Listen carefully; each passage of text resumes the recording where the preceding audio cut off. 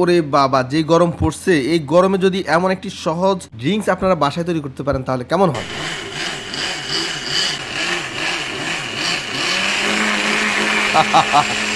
এই পাগলামিটা দেখার জন্য অনেক অনেক ধন্যবাদ। এখানে নেওয়া হয়েছে আদা। আদা একেবারে স্কিনলেস করে নিতে হবে। আদা প্রপারলি, আদার যে খোসাটা আছে ওটা ফেলে দিতে হবে। তারপর আদাগুলো স্লাইস করে নিয়েছি। আর নিয়েছি অ্যাপেল 3 পিস। আপনারা এখানে যেই কোনো ধরনের অ্যাপেলই ব্যবহার করতে পারেন। আমি গ্রিন অ্যাপেল নিয়েছি, কারণ গ্রিন অ্যাপেলে হচ্ছে বালু বালু একটু কম থাকে। তারপরে এই অ্যাপেলগুলো ব্লেন্ড করতে হবে। ব্লেন্ড করার জন্য আমি আদা এবং অ্যাপেল একসাথে করে নিয়েছি, আর সাথে একটু দিয়ে দেব লেমন জুস। এখানে আপনাদেরকে সাজেস্ট করব অবশ্যই এলাচি লেমন যেটা আছে ফ্লেভারফুল, ওই লেমনটা ব্যবহার করার জন্য। এতে করে এই ড্রিঙ্কসটার ফ্লেভারটা অনেক সুন্দর আসে। যে কোনো লেমনই ইউজ করা যাবে। তারপর অল্প একটু পানি দিয়েছি, আপনারা চাইলে এখানে বরফ কুচিও দিতে পারেন। তারপর এটা ভালো করে আমি ব্লেন্ড করে নিচ্ছি। তবে এখানে ব্লেন্ড করার সময় অবশ্যই খেয়াল রাখতে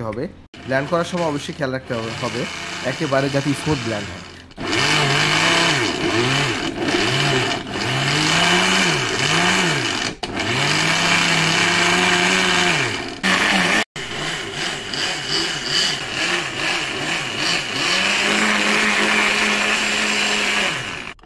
তারপর গ্লাসে আমি বরফ কুচি দিয়েছি এবং কিছু অরেঞ্জের কোষ দিয়েছি। এটা জাস্ট অপশনাল, দেখতে যাতে সুন্দর লাগে এই জন্য।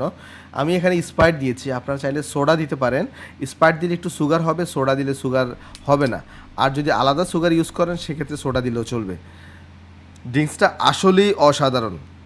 আমি অনেক ব্যস্ততা থাকার কারণে হয়তোবা মাঝে মধ্যে ভিডিও তৈরি করতে পারি না। আমি চেষ্টা করি প্রতিদিন অন্তত আপনাদেরকে একটা ভিডিও দেওয়ার জন্য।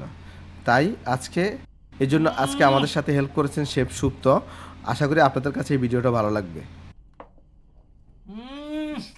আমাদের সাথে থাকার জন্য অনেক অনেক ধন্যবাদ।